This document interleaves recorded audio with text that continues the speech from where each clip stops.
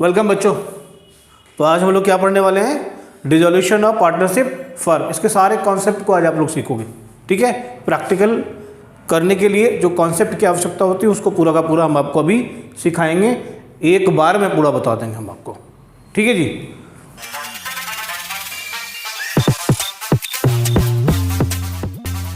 तो फिर चलें शुरू करें। Dissolution of partnership firm, chapter का नाम डिसोल्यूशन ऑफ पार्टनरशिप फर्म। सबसे पहले देखो, याद रखना है अकॉर्डिंग टू सेक्शन 39, क्या याद रखना है, अकॉर्डिंग टू सेक्शन 39, ये वाला section, the dissolution of partnership between all the partners of a firm is called the dissolution of firm. यानी जितने भी पार्टनर्स हैं ना, उन सब के बीच जब ये रिश्ता खत्म हो जाएगा, रिश्तेदारी खत्म हो जाएगी ना, नातेदारी खत्म, ना तो मेरा ना मैं तेरा, सनम अपने अपने रास्ते चले, तो जब ऐसे हो जाएगा तो इसको हम कहेंगे डिसोल्यूशन ऑफ द फर्म। और यहाँ पर फर्म की बिजनेस क्या हो जाती है बंद। समझ गए। तो सेक्शन कौन सा है, सेक्शन 39। आगे बढ़ते हैं, ध्यान से देखो, मतलब क्या हुआ इसका, end to the existence of firm and no business is transacted after dissolution except the activities related to closing of the firm। सारी एक्टिविटीज बंद। एक्टिविटी क्या होगी भाई, फर्म के क्लोज करने की एक्टिविटी चलेगी, ठीक है ना। जितने भी काम है फर्म के सारे वाइंड अप हो जाएंगे। कैसे, selling firms assets and paying it's liabilities and discharging the claims of partner. ध्यान से देखना है, नंबर 1 काम, पहला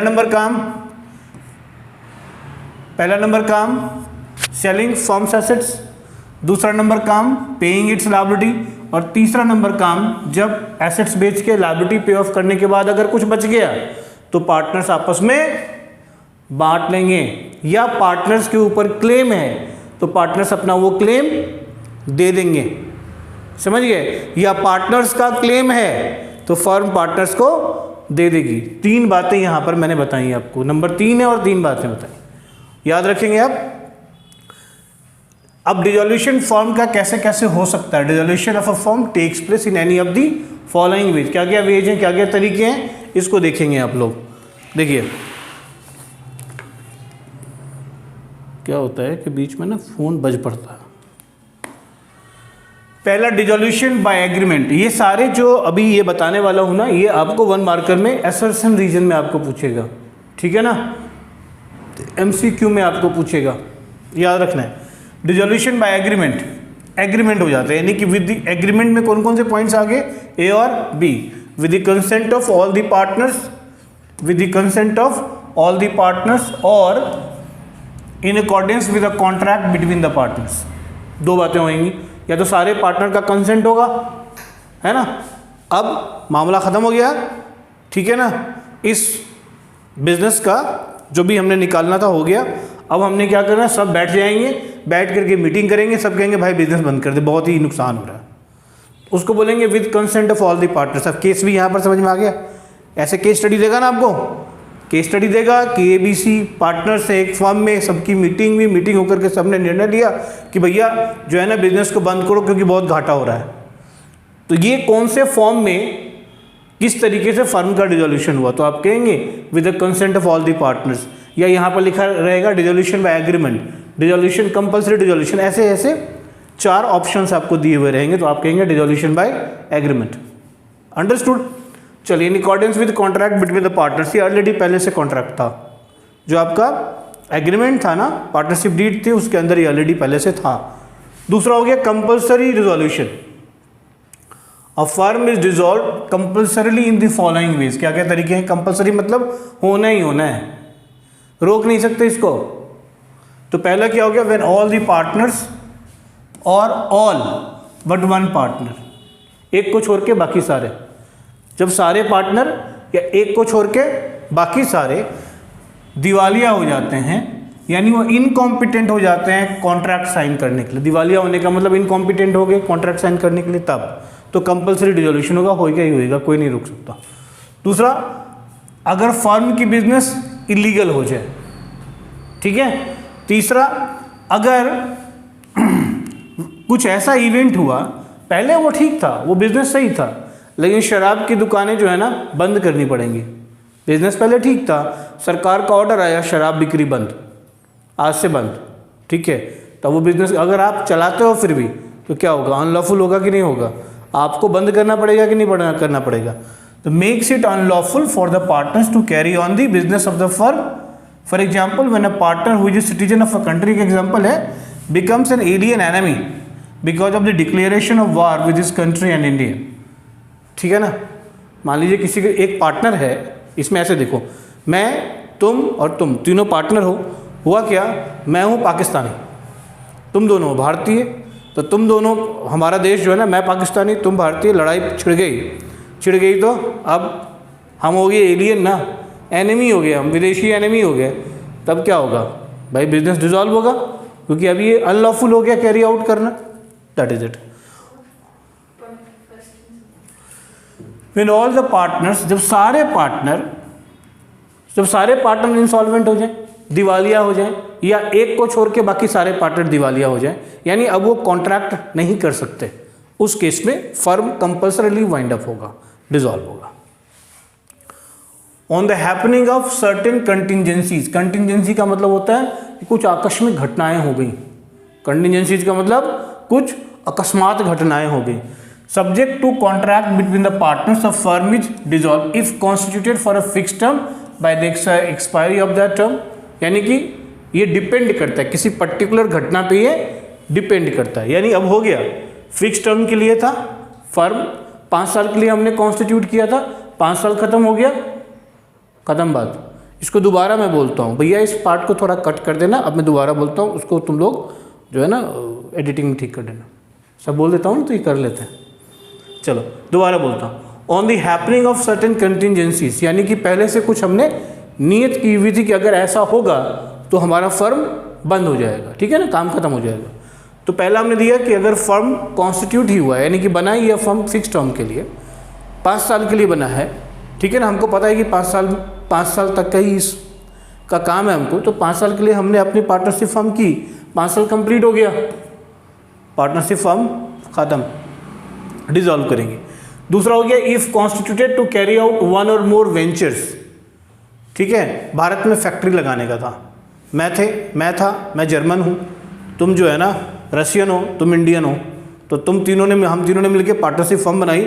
हमने कहा भारत में जो है ना 3 बिजनेस लॉन्च करेंगे, 3 फैसिलिटीज़ डेवलप करेंगे और उसके बाद हमारा काम खत्म। तीनों फैसिलिटी हमने क्या करी, डेवलप कर दी, और उसके बाद हमारा ये वेंचर पूरा हो गया, बात खत्म, हमारी पार्टनरशिप फिनिश, ठीक है, डिसॉल्व करना पड़ेगा। By death of a partner, 2 ही पार्टनर थे, एक पार्टनर की मृत्यु हो गई भाई। On the happening of an event, contingent का मतलब ही होता है on the happening of an event, खत्म। By the adjudication of a partner as an insolvent, 2 partner थे, एक इंसॉल्वेंट हो गया, एक इंसॉल्वेंट घोषित हो गया कोर्ट के द्वारा, तो आपकी पार्टनरशिप फर्म क्या हो जाएगी, क्या रीजन है, happening of certain contingencies, partnership firm dissolve हो जाएगी। स्टोरी समझ में आ रही है? चलो, डिसॉल्यूशन बाय नोटिस। नोटिस का मतलब अगर पार्टनरशिप एट विल है, ध्यान में रखना है, नोटिस कब होगा मैडम, नोटिस तब होगा जब पार्टनरशिप एट विल है, तो फर्म में कोई भी नोटिस देगा, आप नोटिस दे दोगे, मान लो मैं और आप पार्टनर हो, पार्टनरशिप एट विल है, विल मतलब इच्छा, तो आपने क्या किया, अपना नोटिस सर्व कर दिया कि I don't want to continue as a partner any longer, बात खत्म, पार्टनरशिप फर्म डिसॉल्व हो जाएगी, ठीक है। So the firm may be dissolve if any one of the partners gives a notice in writing to the other partner signifying is intention of seeking dissolution of the firm, ठीक है ना, कि वो firm का dissolution मांग रहा है। Dissolution by court, आप देखते जाओ 5 तरीके हो गए अभी तक, समझ गए। डिसॉल्यूशन बाय कोर्ट, कोर्ट कहता है कि अगर पार्टनर कोई इंसेन हो जाए, when a partner becomes insane, मानसिक तौर से वो कहते हैं थोड़ा सा खिसक जाना, तो ऐसा हो जाए, तो when a partner becomes permanently incapable of performing his duties as a partner, permanently incapable हो गया, ठीक, ऐसा कुछ व्याधि होगी, कुछ रोग हो गया, इनकेपेसिटेट हो गया, ब्रेन सीज कर गया, कुछ भी हो गया, तो अब वो पार्टनर नहीं रहेगा, कर नहीं सकता काम। When a partner is guilty of misconduct, ऐसा कुछ दुर्व्यवहार किया उसने, लंबा चौड़ा घपला किया उसने, है ना, तो उस केस में जो कि बिजनेस के फर्म के बिजनेस को एडवर्सली अफेक्ट करने वाला है, तो कोर्ट कहेगी बंद करो, ताम झाम ये समेटो अपना।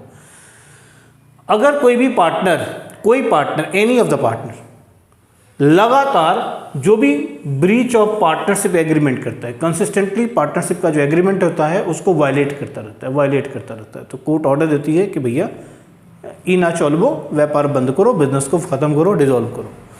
When a partner has transferred the whole of his interest in the firm to a third party, अगर एक पार्टनर ने अपना सारा इंटरेस्ट किसी थर्ड पार्टी को ट्रांसफर कर दिया तो क्या हो जाएगा, कोर्ट कहेगी बंद करो। ठीक है। When the business of the firm can not be carried on accept at a loss, firm कहेगी बंद करो। ठीक है ना, नुकसान के अलावा बिजनेस करोगे तो नुकसान ही होगा, उसके अलावा कुछ नहीं होने वाला, तो बिजनेस को क्या करना पड़ेगा, बंद करना पड़ेगा। When on any ground the court regards dissolution to be just and equitable, इस सब के अलावा भी अगर कोर्ट को किसी और ग्राउंड पे लगता है कि बिजनेस को बंद करना ही सही निर्णय है, तो कोर्ट ऑर्डर कर सकती है। तो आपने देखा 5 तरीके हैं, 5 डिफरेंट सिचुएशंस में फर्म का बिजनेस डिसॉल्व हो सकता है। अब जब डिसॉल्व होगा तो भाई हिसाब किताब होगा, तो सबके अकाउंट क्या होंगे, सेटल होंगे। जितने भी फर्म के अकाउंट हैं वो क्या हो जाएंगे बेटा, सेटल हो जाएंगे। तो फर्म का अकाउंट सेटल करेंगे, हमने लिखा यहाँ पर settlement of accounts. Settlement of accounts में क्या क्या करेंगे, अब ध्यान से आपको देखना है। ऑलराइट, तो जैसे डिसॉल्यूशन होगा फर्म का, फर्म अब अपना बिजनेस नहीं करेगी, तो फर्म को अपने अकाउंट सेटल करने होंगे, जैसा कि मैंने बोल दिया, लिखा हुआ हमने। तो सेक्शन 48 जो है ना अप्लाई होगा, किस तरीके से आप अपने फर्म का बिजनेस सेटल करोगे, यानी कि जितने भी अकाउंट है तुम्हारे बिजनेस को कैसे सेटल करोगे।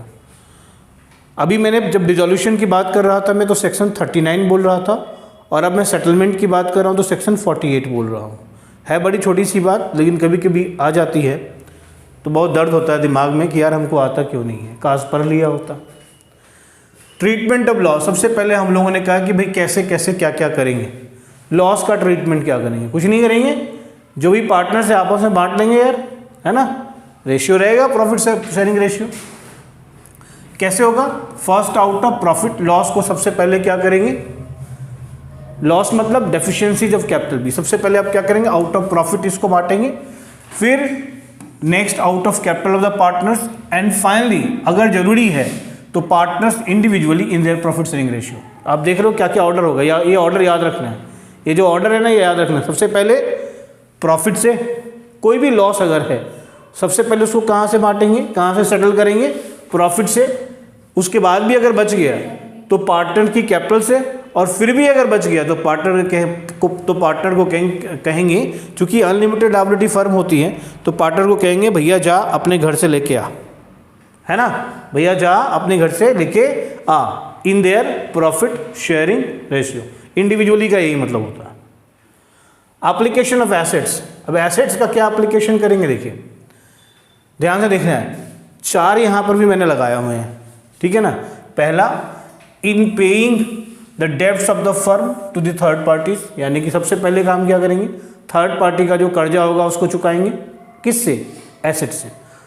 उसके बाद भी अगर बच गया तो in paying each partner proportionately what is due to him और her from the firm for advances as distinguished from capital, that is partners loan. बड़ा लंबा लैंग्वेज है, ठीक है, पढ़े लिखे आदमी का लैंग्वेज ऐसा ही होता है भैया, तो हम इसको अनपढ़ों की भाषा कैसे बनाएंगे, तो बना देते हैं, समझ लो। मान लो पार्टनर ने लोन दिया हुआ है, सपोज करो पार्टनर ने लोन दिया हुआ है फर्म को, तो अब जो वो एसेट है ना, पहले क्या होगा, पहले थर्ड पार्टी के लोन को पूरा करेंगे, उसके बाद जो पैसा बचेगा वो पार्टनर ने अगर लोन दिया हुआ है फर्म को तो उस एसेट को बेच के जो पैसा आया है और थर्ड पार्टी का लोन चुकाने के बाद जो बचा हुआ है उससे तुम इसको पे करोगे, ठीक है।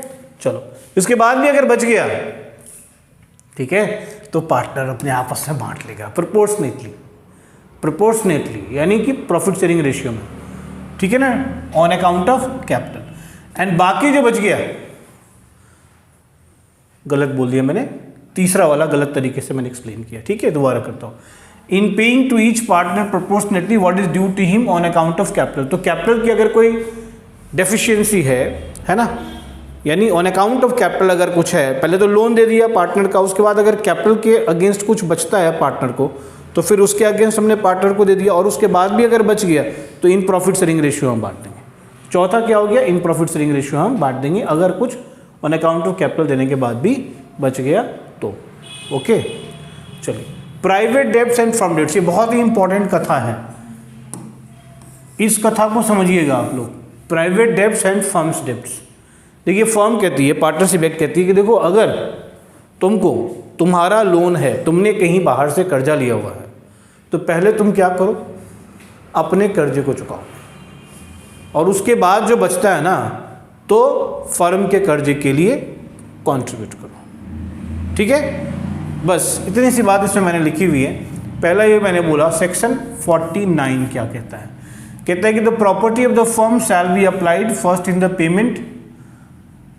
Payment of debts of the firm and then the surplus if any shall be divided among the partners as per the claims. तो देयर प्राइवेट लायबिलिटीज, दो तरीके से हमने इसको समझाने की कोशिश की। एक तरीका है कि फर्म किस तरीके से काम करती है, तो फर्म पहले अपने जो भी एसेट्स होंगे उसको बेच के जो भी पैसा आएगा, उसके लिए पहले फर्म क्या करेगी, अपने लायबिलिटीज़ पहले पूरा करेगी, और उसके बाद पार्टनर्स की लायबिलिटीज़ को वो पे ऑफ करेगी। दूसरी तरफ अगर पार्टनर की बात हो रही है, तो पार्टनर पहले अपने कर्जे पूरा करेगा, और उसके बाद अगर फर्म की डेफिशिएंसी एसेट बेचने के बाद भी नाकाफ़ी है लोन पेमेंट करना, लायबिलिटीज़ को पे ऑफ करना, तो तब जाकर के पार्टनर अपने प्राइवेट प्रॉपर्टी से एक्सट्रैक्ट करके पैसे इसमें फर्म की डेब्ट को पूरा करने में लगाएगा। इस लाइन को आप पढ़ेंगे, the private property of any partner shell be applied first in the payment of his private debts, पहले अपने प्राइवेट डेब्ट्स को देगा, और उसके बाद एंड द सरप्लस अगर कुछ बच जाएगा तो may be utilise for payment of the firm's डेब्ट in case the firm's liabilities exceeds the firm's assets. यही कहानी मैंने कही। कोई डाउट है? नहीं डाउट है। चलिए, यहाँ मैंने एक बात कह दी आपको, ये इंपॉर्टेंट सी बात है कि it may be noted that the private property of the partner does not include the personal properties of his wife and children. समझे? इतनी बात याद रखनी है, ये आपको पूछा जा सकता है। अकाउंटिंग ट्रीटमेंट क्या करेंगे, अभी हम आप पहुंच गए कहाँ पे, अकाउंटिंग ट्रीटमेंट पे, और इसके बाद हम आपको सारी परिस्थितियों में जर्नल एंट्रीज बताएंगे। ठीक, when the firm is dissolved, its books of accounts are to be closed. Simple. जब फर्म डिजॉल्व होगा तो इसके बुक्स ऑफ अकाउंट्स क्या हो जाएंगे, क्लोज करेंगे। क्लोज करने के बाद जो भी इसकी प्रॉफिट या लॉस होएगी, है ना, कैसे, arising on realisation of its assets. ये वर्ड क्या मैंने यूज किया, रियलाइजेशन। रियलाइजेशन का मतलब क्या हो गया, सेल ऑफ। रियलाइजेशन का मतलब क्या हो गया, सेल ऑफ। तो क्या होगा कि क्लोज प्रॉफिट और loss arising on realisation, sell off करने के बाद अगर प्रॉफिट या लॉस होगा, है ना, तो इसके एसेट्स और लायबिलिटीज को डिस्चार्ज करने के बाद इसको हमने क्या करना होगा, कंप्यूट करना होगा। और इसके लिए क्या करना होगा, देख लीजिए यहाँ पर क्या करना होगा आपको। सबसे पहले एक रियलाइजेशन अकाउंट बनाना होगा, ठीक है ना। सबसे पहले क्या करेंगे, रियलाइजेशन अकाउंट बनाना पड़ेगा। जितने भी एसेट्स होंगे, ठीक है ना, और जितने भी एक्सटर्नल लायबिलिटीज होंगे उसको इस अकाउंट में ट्रांसफर करेंगे। क्या छोड़ देंगे, क्या छोड़ देंगे, किसको नहीं लेंगे, other than cash in hand, bank balance and fictitious assets if any. याद रखना है, cash in hand, bank balance, और अगर फिक्टिशियस एसेट्स हैं तो इसको आपने रियलाइजेशन अकाउंट में नहीं लेना है। कैश और बैंक के लिए बाद में बताऊंगा अलग अकाउंट होता है, और फिक्टिशियस एसेट्स को तो पार्टनर्स अपने प्रॉफिट शेयरिंग रेशियो में बांट लेते हैं, वो पार्टनर्स के कैपिटल के थ्रू उसका सेटलमेंट होता है, ठीक है। उसके बाद ये जो रियलाइजेशन अकाउंट है ये क्या रिकॉर्ड करती है, sale of assets, payment of liabilities and realisation expenses. अगर कोई बैलेंस होता है ना, उसको हम प्रॉफिट और लॉस ऑन रियलाइजेशन बोलते हैं, ठीक, प्रॉफिट और लॉस ऑन रियलाइजेशन, और इसको हम पार्टनर्स कैपिटल में ट्रांसफर कर देते हैं इन दी प्रॉफिट शेयरिंग रेशियो, सिंपल। अच्छा देखिए इसका मैंने यहाँ पर एक फॉर्मेट छोटा सा हमने दे दिया रियलाइजेशन अकाउंट का। बहुत ही ध्यान से इस रियलाइजेशन अकाउंट में मैंने कोशिश की है मैक्सिमम जितना ज़्यादा हो सके उतना सारा मैंने आइटम इसके अंदर डाल दिया हुआ है, सब कुछ डाल दिया हुआ है। जैसे देखिए to all assets except cash bank fictitious assets, देख रहे हैं आप सारे एसेट्स आगे हो क्या रहा है, एसेट्स चूंकि बिग एसेट्स को आप क्या करो बिजनेस में से जा रहे हैं, एसेट्स क्या हो रहे हैं बिजनेस में से जा रहे हैं। जब एसेट्स जाए तो उसको हम क्या करते हैं क्रेडिट करते हैं, इसलिए realisation to all assets except bank fictitious assets cash. अगर लायबिलिटीज को पे ऑफ किया तो लिख दिया टू बैंक और कैश, रियलाइजेशन पे खर्चे किए टू बैंक और कैश, और अगर प्रॉफिट ऑन रियलाइजेशन हुआ तो टू पार्टनर्स कैपिटल अकाउंट। यही आइटम्स होते हैं। इस तरफ आ जाइए, सारी लायबिलिटीज आपने यहाँ पर भेज दी। वर्कमैन कंपनसेशन, यहाँ पर बहुत ही वर्कमैन कंपनसेशन रिजर्व जिसको हम WCR बोलते हैं।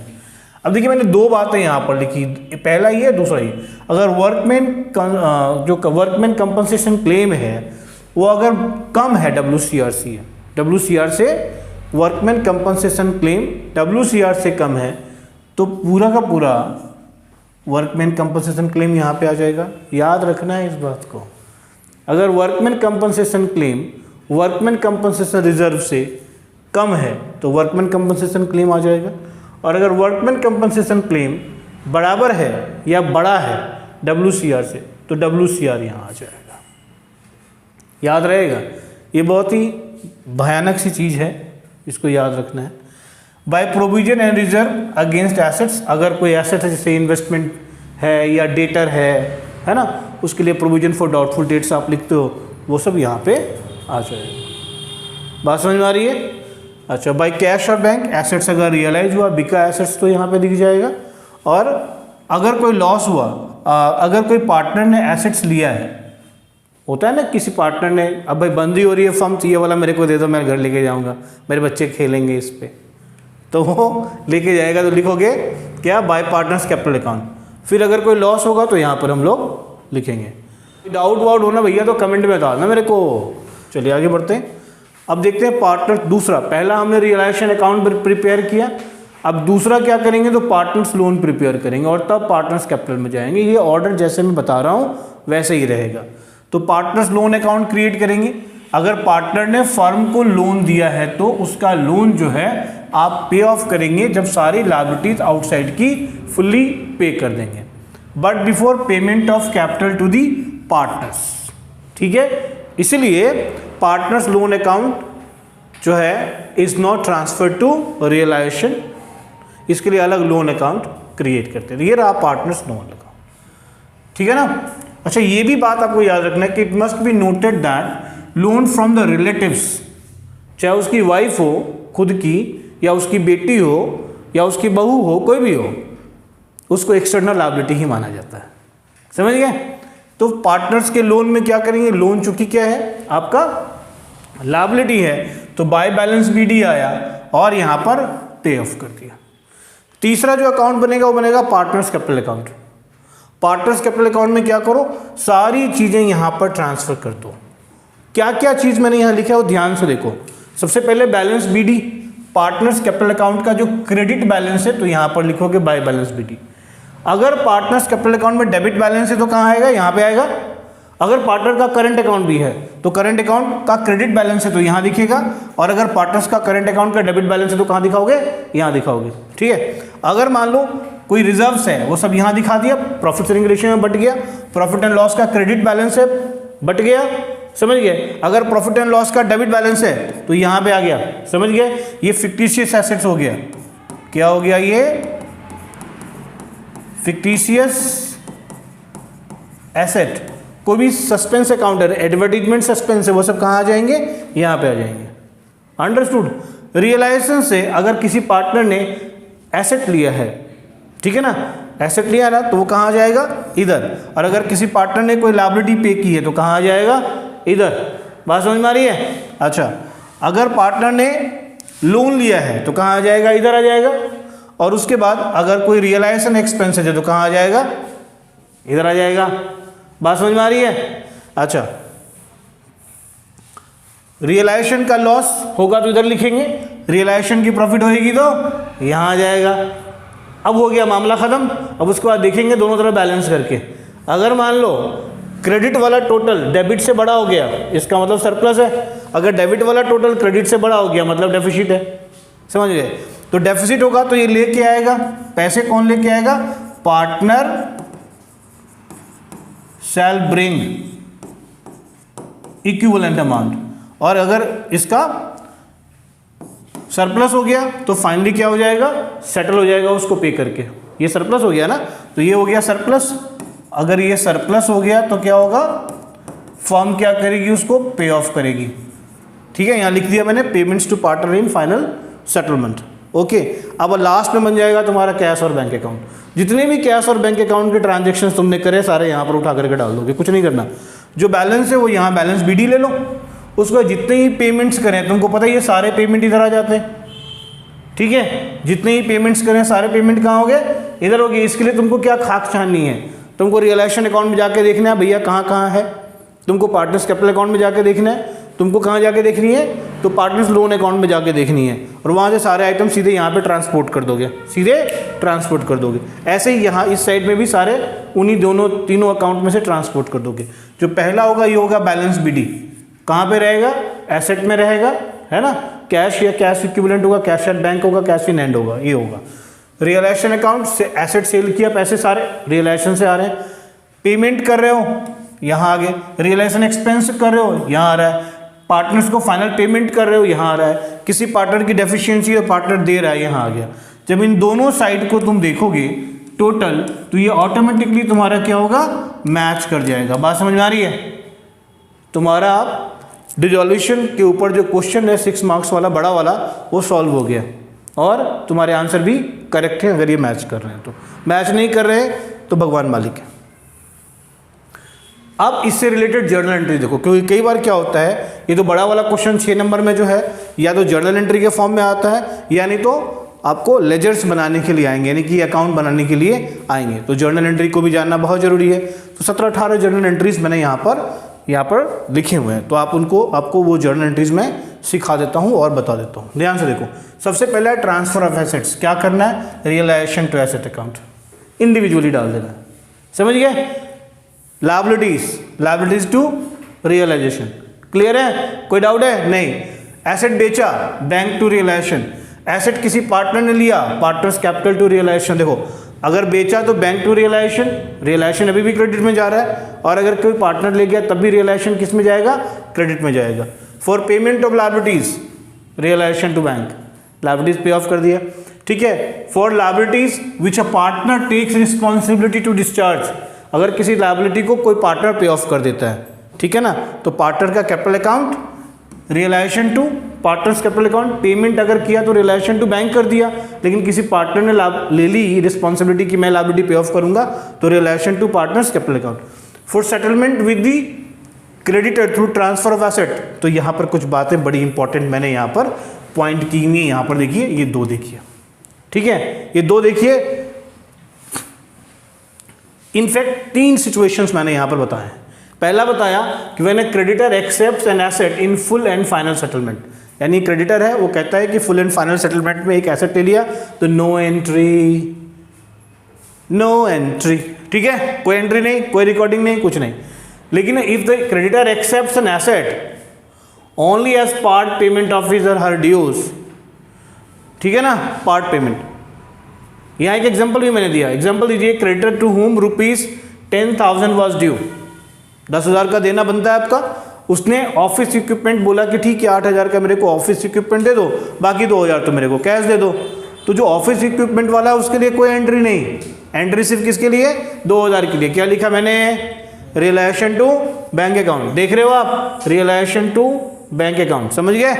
कोई दिक्कत नहीं। चलो, हाउ एवर, एक बात और ध्यान रखना है, इस सब के अलग मैंने एक बात बताया आपको। How ever when A creditor accepts an asset जिसकी वैल्यू उसके कर्जे से ज़्यादा है, तो भाई बाकी पैसा तो मेरे को दे दे, यही होगा ना, तो बाकी पैसा वो आपको दे देगा। एंट्री क्या पास करेगा? बैंक टू रियलाइजेशन, बाकी पैसा वो दे देगा ना। एग्जाम्पल क्या ले सकते हो, यहीं पे ले लो, 10 का था, 15 का उसने एक्सेप्ट कर लिया, तो भाई 10 का ही तुम्हारा है ना, 5 तो मेरे को, अब उस इक्विपमेंट को तोड़ेंगे तो नहीं ना, 15 की इक्विपमेंट ले जाओ भैया, लेकिन 5 मेरे को वापस कर दो, तो 5,000 रुपये आपको देगा कि नहीं देगा? Yes sir no? आगे बढ़िए। रियलाइजेशन एक्सपेंसेस का पेमेंट, भैया इसमें ना बच्चे अक्सर गलती करते हैं, समझ गए? तो मैंने बहुत ही प्यारा 5 एक बॉक्स में डाल के 5 सिचुएशन बता दिए।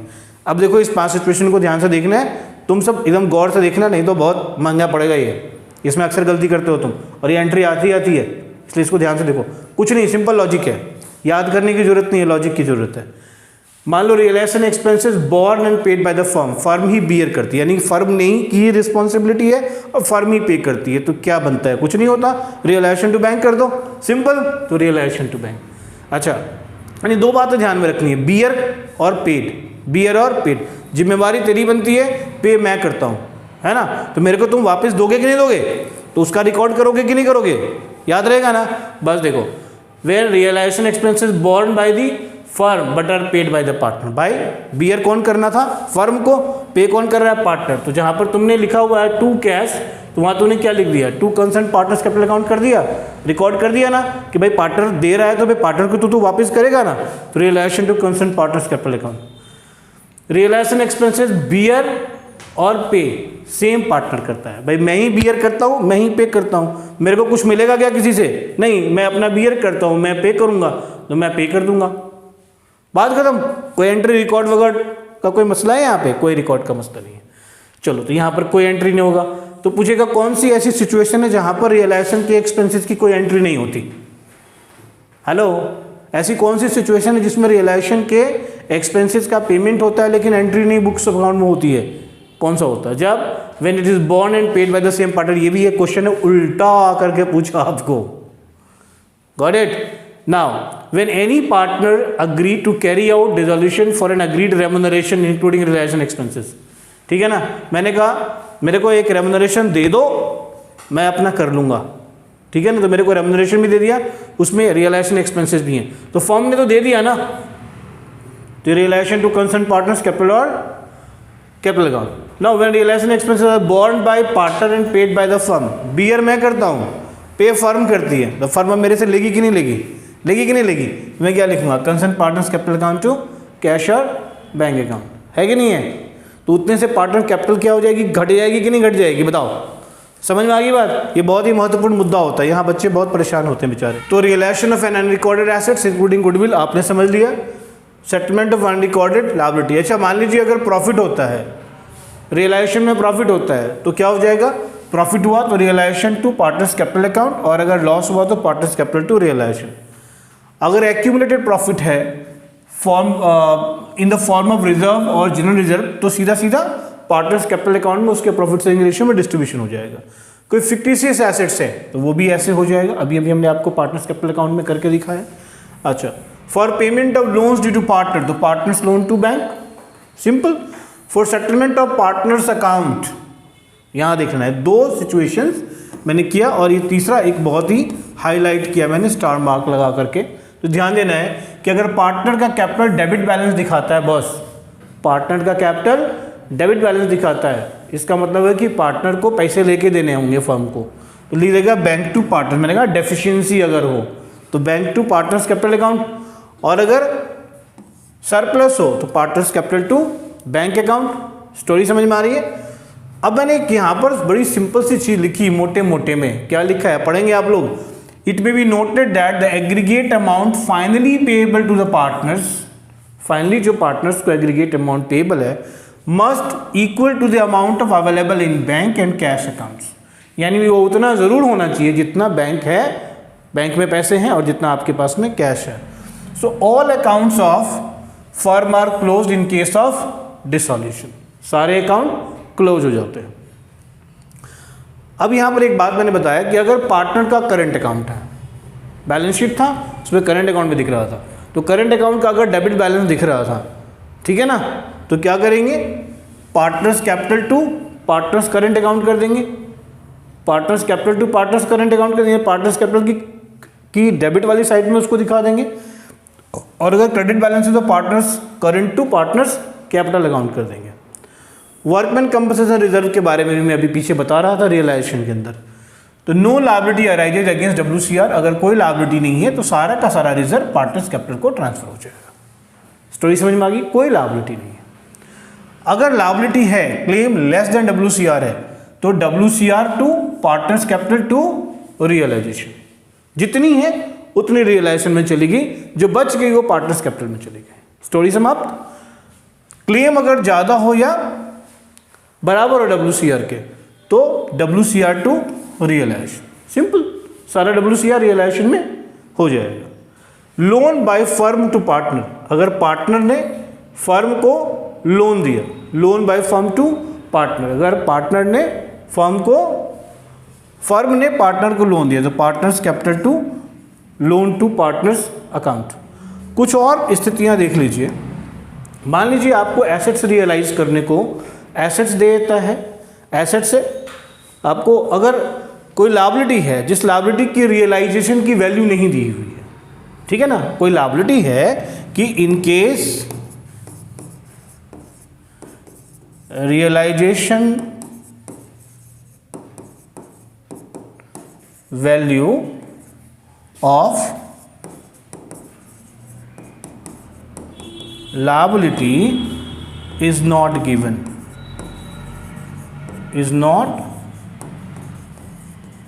तो आप क्या करते हो, आप सीधे इसको रियलाइज कर देते हो। तो आप लिखते हो जो भी लायबिलिटी है, जो भी आपकी लायबिलिटी है, जो भी आपकी लायबिलिटी है उसको सीधे आप क्या करते हो, पे ऑफ कर देते हो। स्टोरी समझ में आ रही है?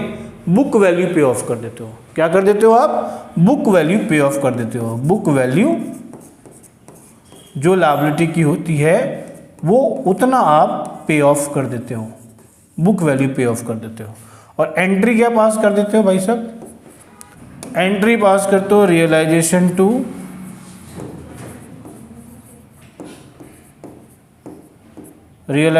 डेबिट टू जो भी वो लायबिलिटी होती है उसकी बुक वैल्यू, जो भी वो लायबिलिटी होती है उसकी बुक वैल्यू। समझिए? एक और बात इसमें हम तुमको बताएं, 20वां नंबर बताएं। मान लो कि क्वेश्चन के नीचे तुमने एसेट्स को कितने में रियलाइज किया हुआ नहीं दिखा हुआ, एडिशनल इन्फॉर्मेशन में कोई इन्फॉर्मेशन नहीं कि आपने कुछ एसेट्स को कितने पे रियलाइज किया हुआ है। तो जो बुक वैल्यू है ना, तो जो बुक वैल्यू है in case realisation value of assets are not given, अगर रियलाइजेशन वैल्यू एसेट्स की गिवन नहीं हो तो बंधु क्या करेंगे? देखिए, जितना बुक वैल्यू है ना एसेट की उसी वैल्यू पे उसको रियलाइज कर देंगे। क्या करेंगे? बुक वैल्यू पे रियलाइज करेंगे।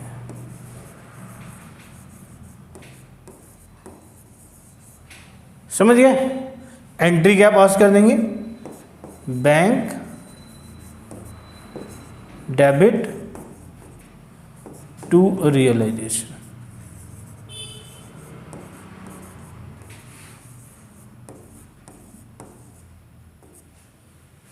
स्टोरी समझ में आई? तो इस तरीके से डिसॉल्यूशन के अंदर जितने भी कॉन्सेप्ट हैं वो कॉन्सेप्ट हमने आपको रिकैप करा दिया, एक बार में, वन शॉट में करा दिया। ठीक है, तो आज के लिए बस इतना ही। जय हिंद, जय भारत, धन्यवाद। ठीक है बच्चों, बाय।